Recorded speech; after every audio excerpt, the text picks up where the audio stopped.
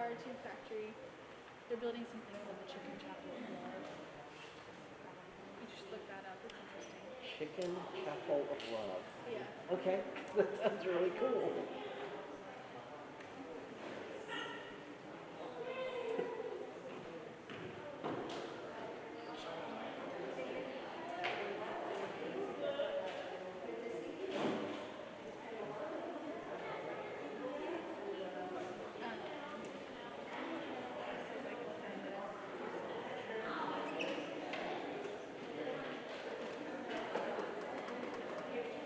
So, like, for example, they're commissioning a lot of like feminine kinds of stuff.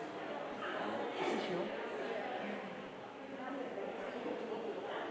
So this is like Kali, but like the term of Kali.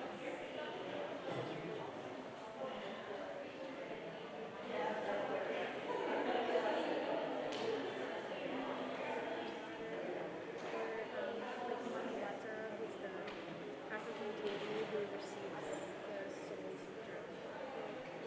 of the anti-passage. These are like 4 foot tall.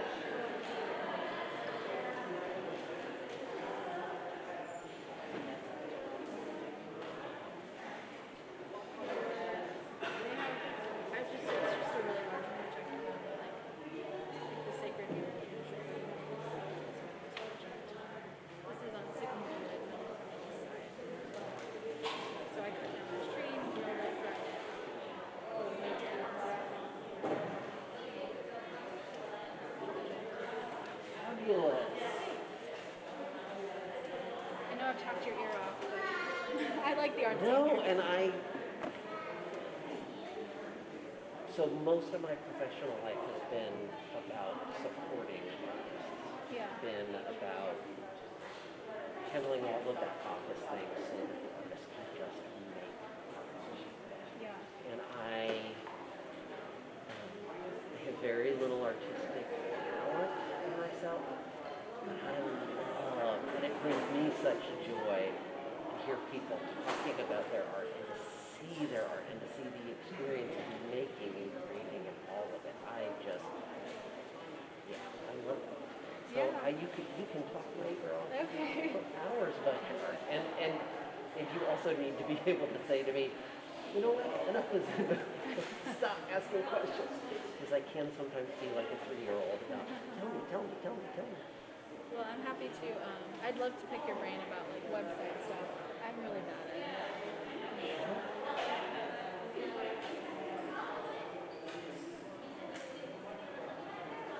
Why does no one ever sit in the front 3 rows?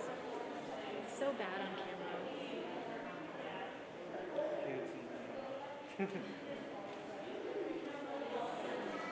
Did we check the stream? Yeah, I checked.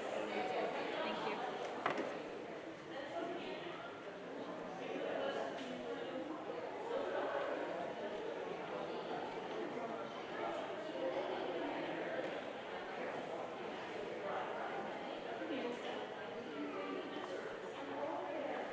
I think I'm going to go downstairs Okay. and experience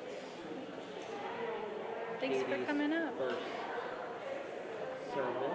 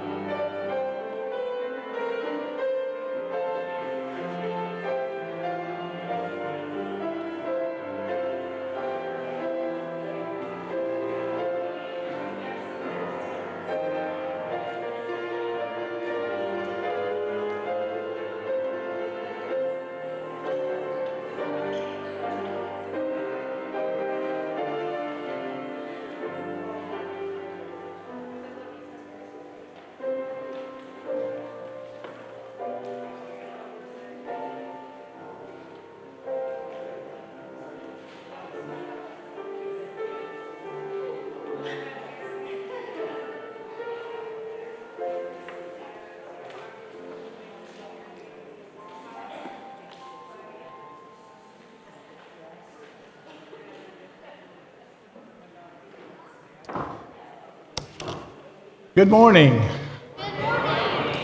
And welcome to those of you who are joining us virtually and those of you who are here. I see some old faces, familiar faces, and I see some new ones. So it's good. It's good to be with you. I'm John Murphy. My pronouns are he, him, and I'm serving as a worship associate for today's service, together with Sarah Cannon, Director of Children's and Community Programming, Reverend Katie, our senior minister, pronouns she, ella. We're your worship team on the chancel today. Love is the spirit of all souls. If you're visiting us this morning, we are really glad you're here with us. We invite you and everyone present to fill out a connection card, and I think I caught a glimpse of them this morning. They're the lime green cards on the end of your pew. This helps us know how to stay connected, best stay connected, and support you in your life's journey. We welcome you, and we invite you to bring this morning your whole self as you join us in worship. Please know that if you'd like some extra support, our caring team is an extension of the ministry team and is here to support you. And you can contact them by calling All Souls, and they will soon actually have a separate extension that's available. So they will monitor that on a regular basis. But right now, if you'll call All Souls or email All Souls, that's pastoral care, all lowercase letters, at allsoulsindy.org. So I have a couple of quick announcements. I would say please join us here right after the service for a congregational town hall. I don't know how many of you have had a chance to read about this or hear about this, but Ken Falk of the ACLU Indiana will be here to talk to us and us to discuss what it means for All Souls to be involved in the case against the state of Indiana regarding the abortion ban. This will be the first of 2 town halls, so there's only 2, unless we decide that we need more, but right now there's only 2. This one is in person and the other one will be on Zoom. So please plan to stay after the service and join us. I would remind you that COVID is still an issue in Marion County. Right now we are requiring masks, so thank you for complying with that. I think I heard correctly that booster shots for Omicron are available. And so I know Jane and I are going to schedule as soon as we possibly can to get those shots.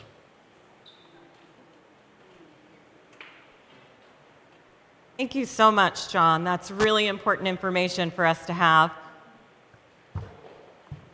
I want to draw your attention to a member that is returning to the chancel just for a couple of days. This is the pulpit from our Alabama Street Church.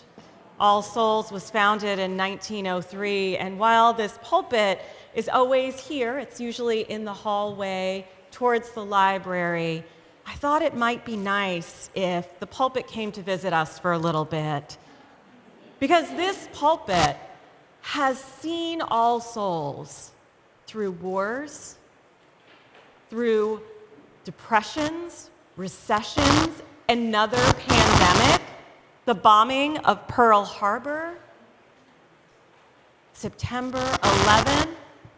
It has been with us, sometimes in the front of the sanctuary and sometimes hanging out in the halls. So it's with us today and next week.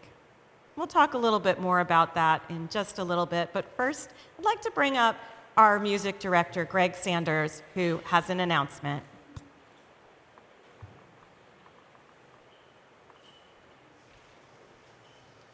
Good morning, everyone. Hello, nice to see you all. I wanted to let you know that after 11 years, it has become my time to leave All Souls in my position here. Oh, I know. I'm very sad too.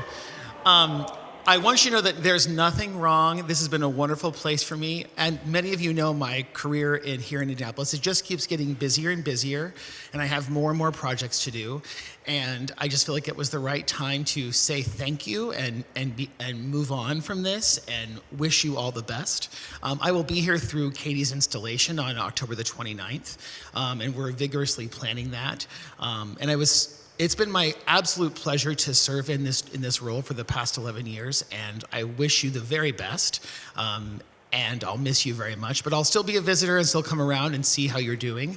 And I wanted to let you know that there's a letter going out to the congregation at large in our email blast this afternoon, so you'll get to read that. And those are more prepared words, but this is more of just my feelings and letting you all know how much I'll miss you and how much I've enjoyed being here. So thank you from the bottom of my heart, and we'll have lots of time to talk and do those sorts of things before I'm officially gone. So that's my announcement today. I'm still happy to be here for the next few months while we finish up. But thank you. That's it. Yay.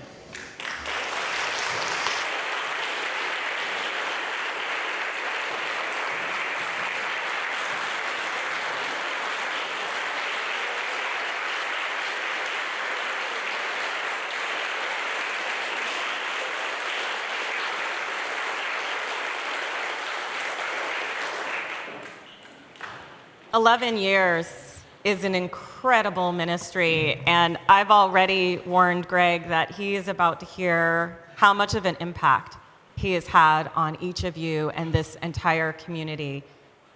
Today we grieve, and tomorrow we talk about some ways in which we can start to show our love and appreciation for an incredible human being and music minister that we've been blessed to have in this congregation.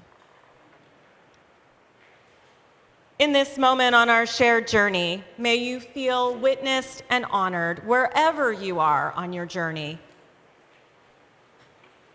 And may you remember that whether you are here for the first time or the 1,000th, whomever you are, whomever you love, whatever your ability, gender identity, beliefs, political affiliation, or documentation status, you are welcome here and you are never alone.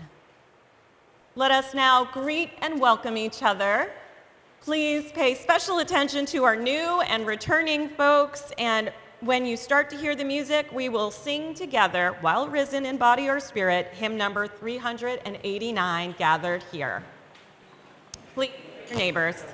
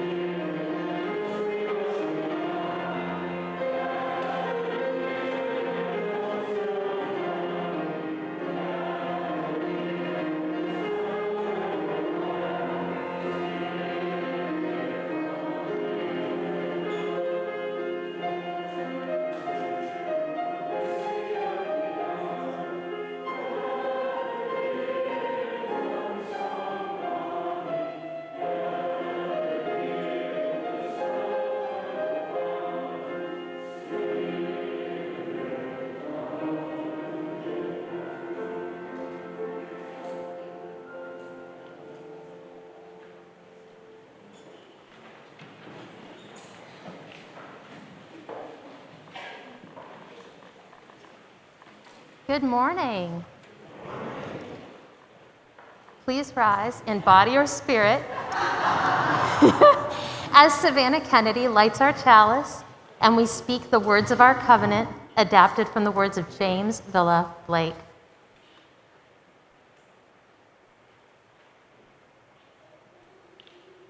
Love is the spirit of this church, and service is its law. To dwell together in peace, to seek the truth in love, and to help one another. This is our covenant.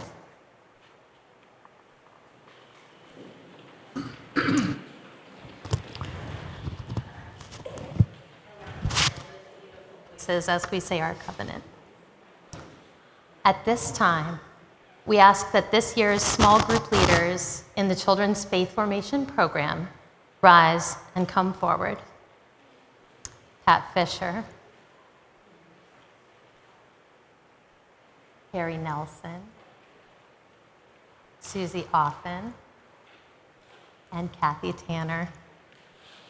If you are a member of our Faith Formation Committee, a nursery volunteer, or one of the adults who regularly attend our makerspace, please rise in body and spirit and remain at your seat.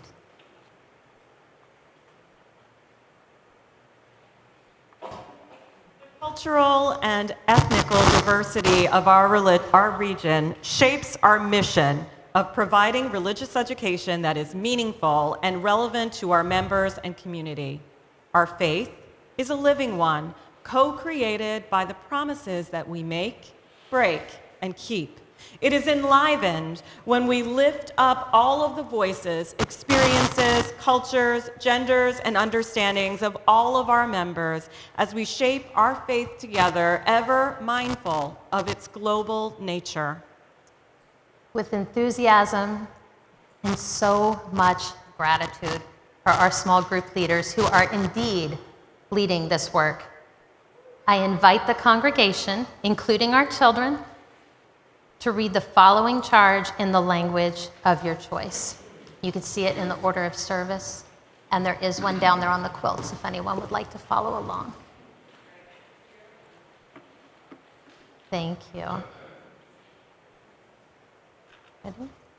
We love and respect our volunteers who are charged with leading and co-leading us in this living tradition of learners. We are grateful for your service and the beautiful labor of shaping the faith of our children, families, and members. In the spirit of inclusion, we charge you with creating spaces for learning that recognize our faith is both global and intercultural, communal and personal. Will you engage with these questions personally and lead with an intercultural lens? Will you ask for community support when needed and allow yourself to be transformed as you engage in this work? If so, please say "we do" in the language of your choosing. Thank you. Children and youth, do you promise to bring your wonder, your curiosity, your cares, your worries, your visions, and your joys, all the feelings, to this new religious education year? Do you promise to engage lovingly with each other and your small group leaders as you begin a new year of learning? Will you engage in this work knowing that your leaders are representatives of this great congregation before you, and that everyone here and everyone online is invested in you, in your growth? If you agree to all of this, please say in the language of your heart, "We do." Thank you. And volunteers, if you would stay up here with us for just a moment. As we move through the early days of this school and work year, we might be having a variety of feelings. Maybe an anxiety in our stomachs, maybe a flutter in our chests, maybe I'll grab this microphone.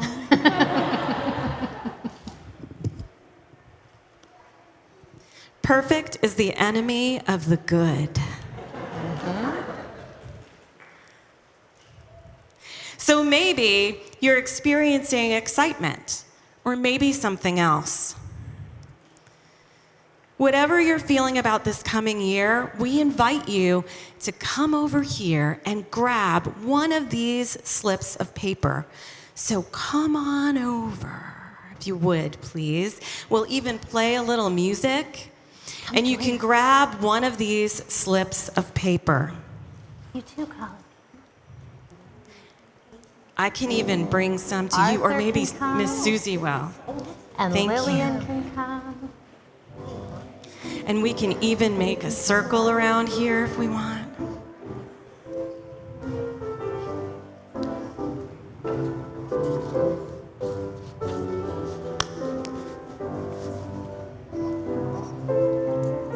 Excellent. And as you're choosing your piece of paper, I invite you to hold it in your hand as loosely or as tightly as you would like, and think about the year ahead. And you know what? You all get to get some slips of paper too. Okay, go toward Please Reverend help Katie. yourselves. Go toward Reverend Katie. We're going to take our water. And if we're gonna there's take it any right of up there y'all to the out water. here Colin, we're gonna take who it are right starting up there to something the new water. at this time of year, come on down or raise your hand and we'll bring a slip of paper to you. We're going to take it right over toward Reverend Katie and the water. All right, thanks, Jane. You can put a colored heart on that or a smiley face, whatever brings you joy. Bill, good to see you.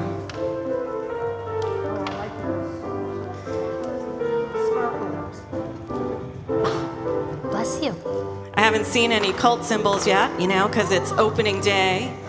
Yeah. So as you're holding your piece of paper, just go ahead and breathe and put your energy into it. In fact, let's take 3 deep breaths together. Ready? 1.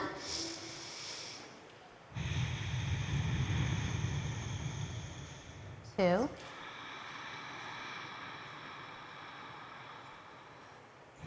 3.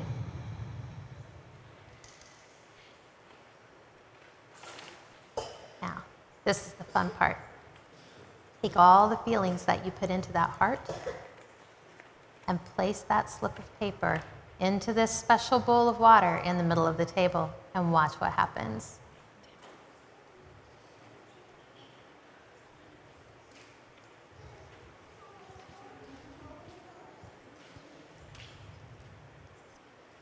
All right. We have a That's couple of something. more coming in.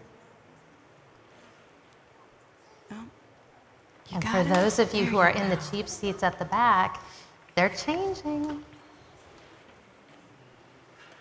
I see all the beautiful colors starting to spread throughout the water. Nice. And I see the papers sinking to the bottom, and they're starting to look a little bit see-through. I don't know if anybody else is noticing that. Did you see that? Yeah. May all of your wishes and all of your worries and all of your feelings be transformed. May the energy of this moment hold you, remind you that you are a part of something larger. And just as this water is now a gorgeous pink, may you remember in your transformation that you are never alone. By the work of our deeds, our hearts, and our helpers in life, may these blessings and more be made real. And if you have not yet taken a backpack blessing from our basket, would one of our volunteers that basket? And can we hand one to each of our young people before they go and sit down? And if you're an adult who put a slip in the Cole, you get a backpack blessing. You never know when you might need one. Or a fanny pack blessing, no judgment. Yep. I've got mine here. At All Souls, we accept all bags and modes of conveyance. And if there's anybody back there who was shy and couldn't see, We will save some of this water and it'll join our community water next week. She has two backpacks.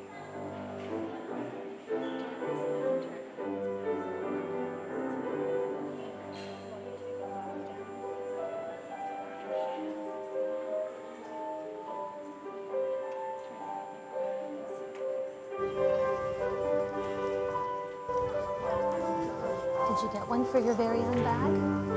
Can I clip it on your backpack for you? I'll put it right Please on the handle, rise in okay? body or spirit as we sing together hymn number 1057, Go Lift It Up. 1,000.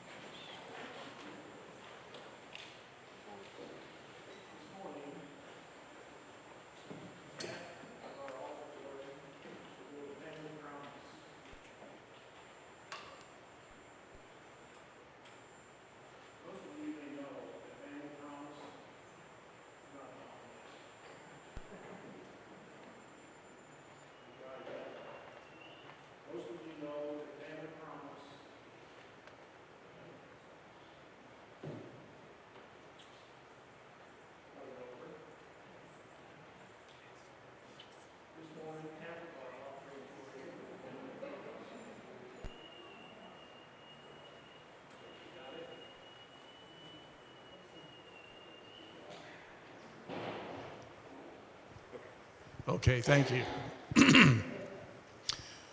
All right, as you know, half of our offertory will go to Family Promise. Many of you know about Family Promise. It's a partnership of congregations and community organizations responding to the crisis of children and families who are homeless. Family Promise is working to eliminate homelessness in greater Indianapolis and build a community where homelessness is rare, short-lived, and recoverable. You may recall that prior to the COVID crisis, All Souls participated in this program as a host congregation several times a year to host homeless families. We continue to support Family Promise, even though we can't host them because of COVID. And in fact, All Souls and some other congregations will be participating in September to collect household goods for Family Promises, IHN, that's all they're also known, Interfaith Hospitality Network, their apartment shelter program. And that's replaced housing homeless families in our churches. So you can support Family Promise by engaging in this drive, and today by being generous to All Souls. Thank you for your generosity in supporting All Souls, the mission of All Souls to contribute. You can put your check in the basket that'll be passed soon. If you're online, you can find a link that says Give to All Souls. Take this moment to make your gift. The morning offering will now be gratefully received.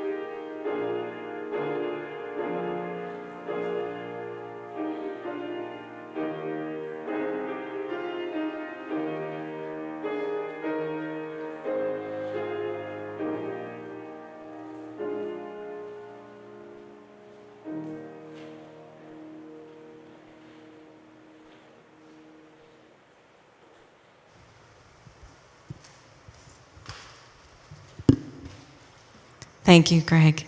In my heart, I could almost feel those freedom bells ringing. We share our joys and sorrows each Sunday. It is a spiritual practice that we have, and one of the ways that we stay knit together as a community. Today, we celebrate with Gary Bainey, who's having his 80th birthday. Yes.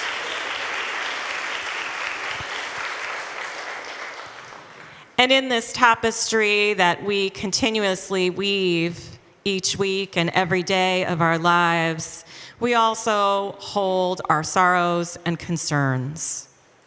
The Rahill family has had a very rough month filled with loss, the most recent of which is their beloved pet Charlie. So please love on the Rahills and hold them in your hearts. Evan Cannon, one of our young adults, is recovering from an elective surgery, and I'm sure Evan would love a card or a note. In our larger world, we are present to the death of Queen Elizabeth, one of the longest-running reigning royals in history, upwards of 70 years. And we are also present to the complicated nature of her loss. Many who loved her and are weeping, and many who are struggling with the response to her loss because of Great Britain's history of colonization, much like the US and much of Europe. We're present to it all. We have space to hold each person grieving in our hearts in this space. Palestine continues to suffer in the wake of disasters. People in the South and Midwest are dealing with flooding and lack of clean water. We are with them. We are with the victims of the shootings in Memphis and Uvalde, as well as our own community this week. We hold all who struggle with illnesses seen and unseen, mental illness, addiction, and grief. We hold caregivers as well as all who feel their independence slipping away. At this moment, we also hold in our hearts the many lives that were lost on 9/11.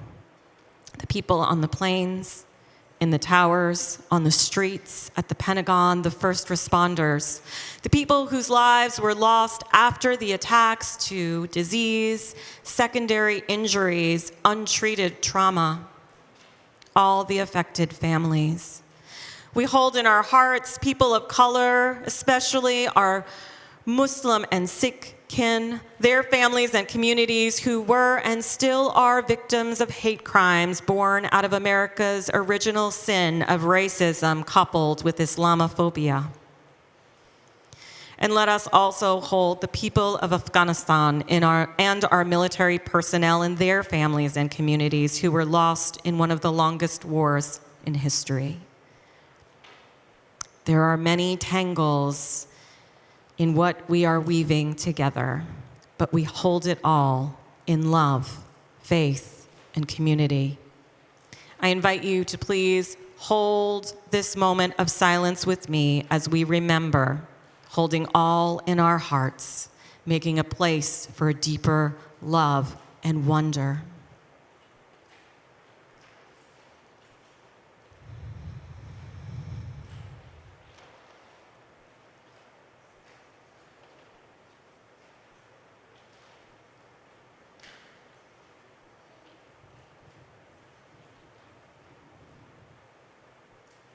Thank you. I know not all of us were alive on September 11th in 2001, but we might have heard the stories, and we might even remember the first time that we remember the stories of what happened that day. And for some of us that were alive in that time, we might even remember the exact time, exactly what we were doing, just like when Kennedy was shot, just like when other events in history occurred, where we have our lives before and our lives after. For me, I was watching a show called Blue's Clues with my oldest son. And the phone rang, and it was my sister, and we hadn't yet solved the mystery, so I answered. She was calling to tell me that the first plane had hit the towers, and her husband worked just blocks from the towers. We had family working at the World Trade Center, but we weren't sure if they were at work that day, and we had other family members who were in emergency services that were rushing to help. Shortly after that call, I learned about the Pentagon, which was near where I worked and where I had some friends. And I know I'm not the only person that has stories like this. Many of us knew someone who was directly involved, or we know someone who knew someone.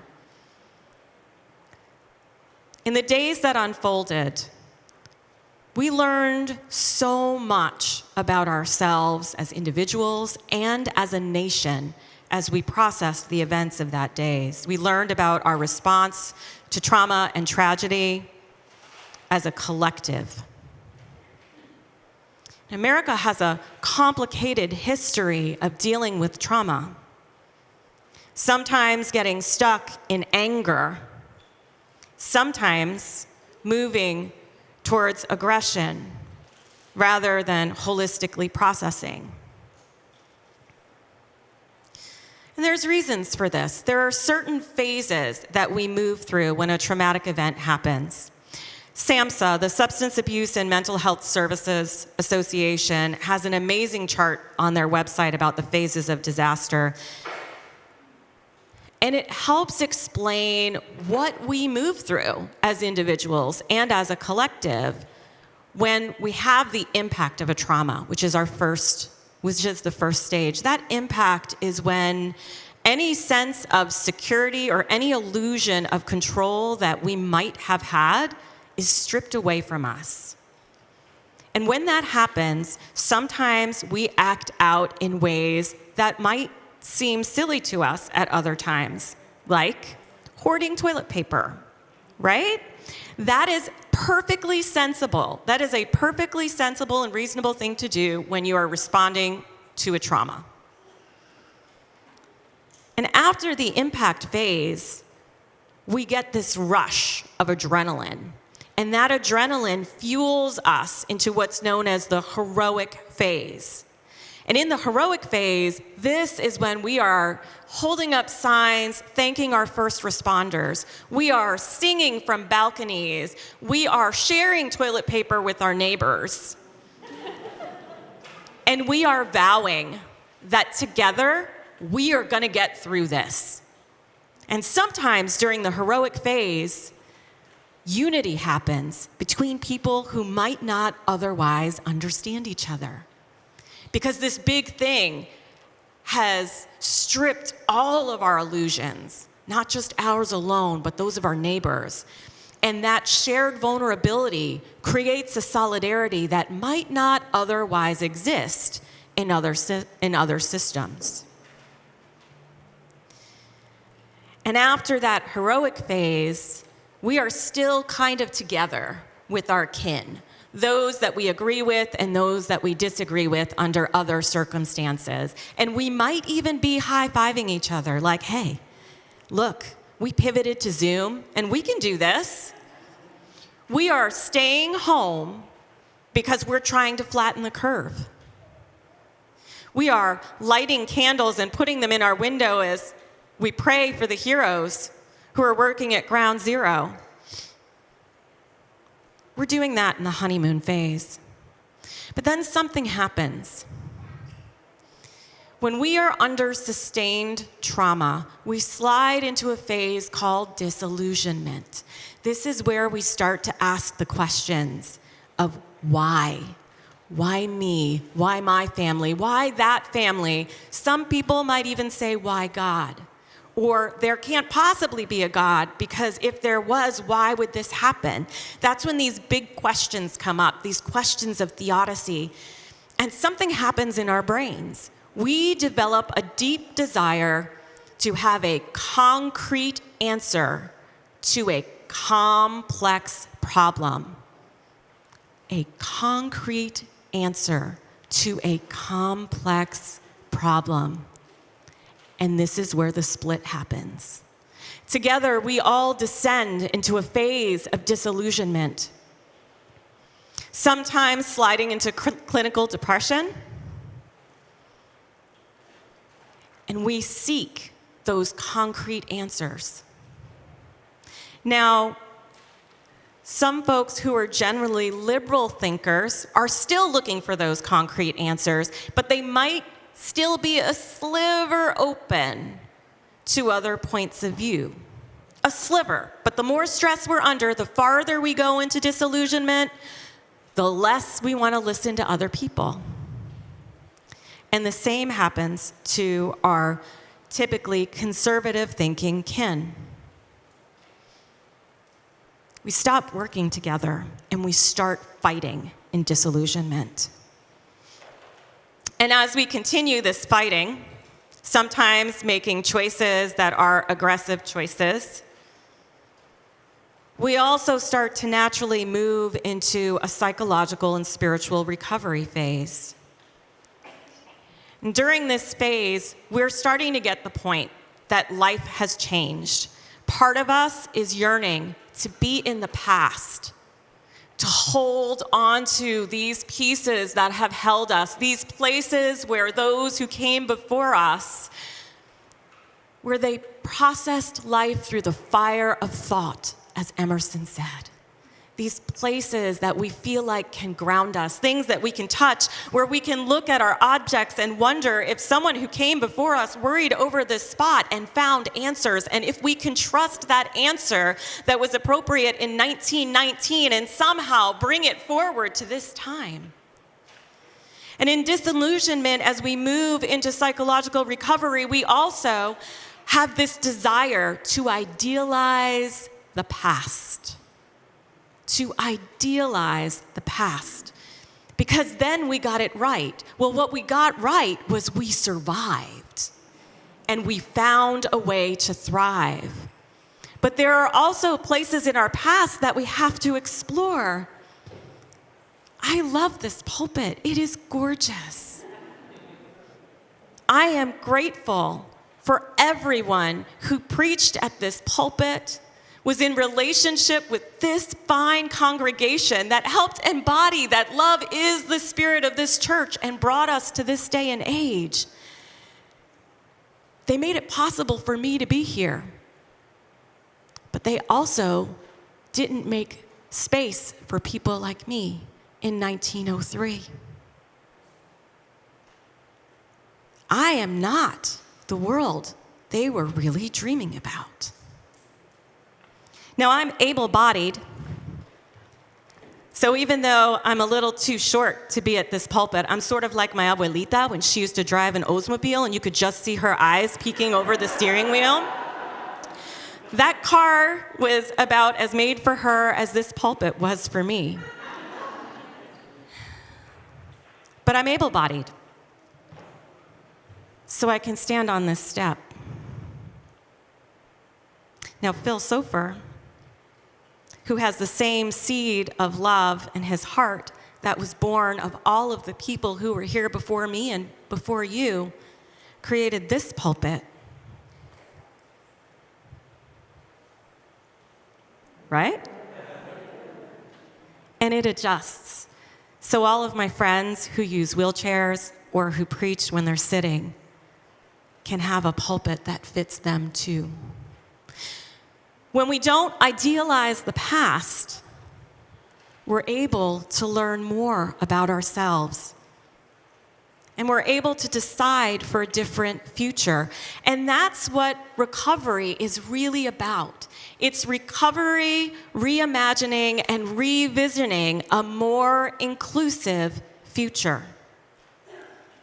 And at the same time we're trying to do this, we also know in our world that authoritarian populism is on the rise. And Dr. Michael Hogue talks about this authoritarian populism. He is an ethicist just in Chicago. And he says it is dualistic. It is rooted in racialization and dehumanization of some groups. It idealizes the past, as we've been talking about, and it leverages an idealized future based on an idealized past that privileges a powerful few and promises power to those who feel disenfranchised. But it's a great gaslighting because it does not actually empower the masses it's trying to speak to. And people eat it up because they are craving a concrete solution to a complex problem. It has nothing to do with intelligence. No, it is a natural human craving. So how do we heal this divide? How do we heal this divide in this world that we're living in? Well, Valerie Kaur, who's a Sikh activist, attorney, and author, wrote an amazing book called See No Stranger. It's going to be, thank you, you've read it. All right, Eric. Thank you. I invite you to read it again with us because the Board of Trustees and the staff and we are reading this book together. Because Valerie Kaur has created a methodology to address these questions. Kaur shares in details how the teachings of Guru Nanak, the founder of the Sikh faith, has taught important techniques for healing.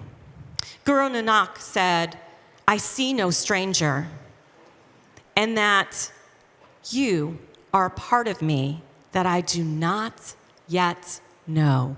You are a part of me that I do not yet know. Even our greatest enemy, those that wish us the greatest harm, are a part of us we do not yet know. Now, I'm not saying that you put yourself in danger to confront someone who you know is a threat to you. I'm not saying that. In fact, Kaur, who is a survivor of several different acts of violence, says that there is a gateway to what she calls revolutionary love that does not involve you putting yourself in danger like that. But revolutionary love, when we utilize this compass she has created to point us in the direction of creating revolutionary love for ourselves, for others, and for our opponents, it can be created when, if we are in a place where we're dangerous for each other, that we invite people who are allies to be with people who might otherwise cause harm until they are ready to be with us and until we who meet with our allies are ready to be with them. And one of the first actions that we can take in this process of revolutionary love is to wonder. To wonder. Do you remember a time when you felt absolute wonder or awe? Maybe it was in nature. Maybe a butterfly landed on your finger. I literally shot some video of an adorable chipmunk eating one of the black walnuts that fell from a tree in my backyard earlier this week because I thought, wow, how cool is it the way life is happening right in my own backyard? Wonder and awe. And when we apply wonder, we get to wonder about our own thoughts, our own behaviors, our own feelings. We get to wonder about what we have held holy, what we have idealized, and wonder who we left out of the stories that we've been idealizing. And we get to love ourselves as we wonder through those answers. We are always, as Unitarian Universalists, responsible to change our minds and widen the circle. And we have options in how we want to go about that. We can wonder about it with ourselves, or we can shame ourselves. Please wonder about yourselves with me. And if you feel your shame button pressed, come see me, because I'm going to help you reconnect with the revolutionary love that is your birthright and that the world needs now. And as we're wondering about ourselves, we can also begin to wonder about our opponents and let their stories and their suffering into our hearts so we can re-experience a shared vulnerability where we can build solidarities to build this new, just world based on revolutionary love. You know, at All Souls, we literally are the place where religion and reason meet. And when I say that we are meant to do this work, we are. Fear, unchecked anger, unexamined histories make us idealistic in unexamined ways. It makes us embrace dualities. But we are reasonable people, and I believe we have the courage to do the work of finding what it is in our hearts that might have divided us from the parts of ourselves we do not yet know. Now, next week, the board and I are going to share with you a vision for this congregation that was not created in isolation, but it was created in relationship with you through open questions and through the incredible work of the search committee. That vision is going to inspire you and hold all of us as we wonder and move to create a world built on revolutionary love. And I wonder if you will join me, consciously agree to join me on this journey of wonder as we remake this world. Will you? Yes. Thank you.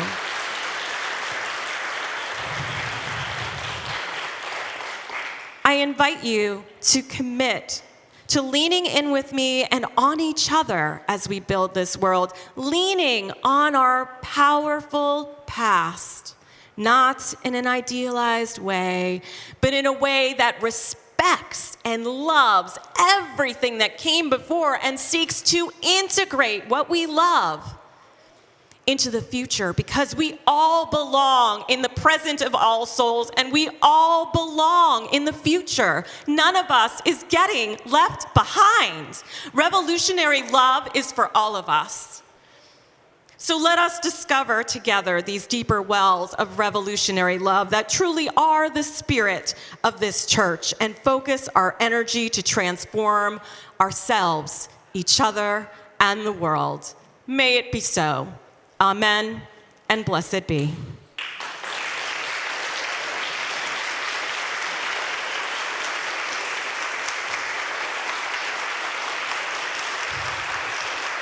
Thank you.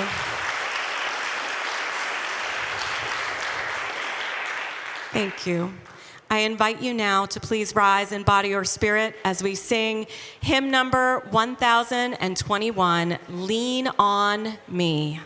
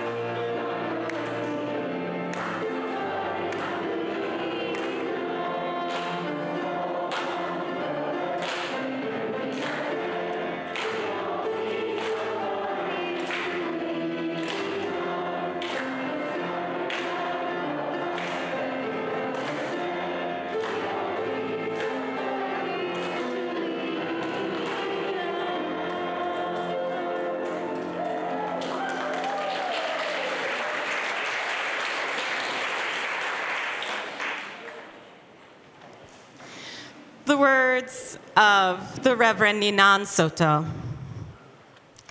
In this community, we hold hope close.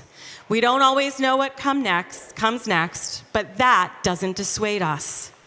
We don't always know just what to do, but that will not mean that we are lost in the wilderness.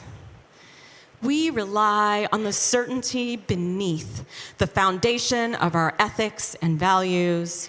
We are the people who return to love like a North Star and to the truth that we are greater together than alone.